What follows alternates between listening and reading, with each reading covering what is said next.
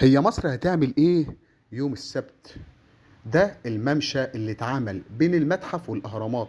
مصر تستعد لابهار العالم بافتتاح اكبر متحف في العالم. مصر طبعا بتبهر كل الناس. يوم 1 نوفمبر، الحدث الاضخم والاهم في العالم كله. مصر لما بتحب تعمل حاجة بتعمل. مصر بولادها ورجالتها وامكانياتها بتعمل الشيء كما انزل. حاجه كده بتبهر العالم كله.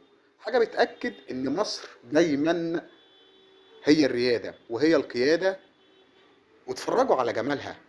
افتخروا ببلدكم، افتخروا بقياده بلدكم اللي قدرت تعمل متحف اسمه متحف مصر الكبير، اللي بيضم العديد والعديد من التحف والتماثيل والتاريخ العظيم لمصر الحبيبة.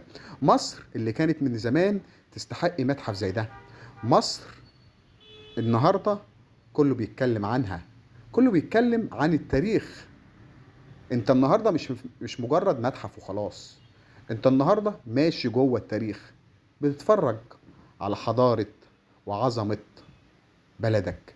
تاريخ مصر، تاريخ جه الأول ولا مصر؟ مصر جت ثم جاء التاريخ. عظمة مصر يا جماعة.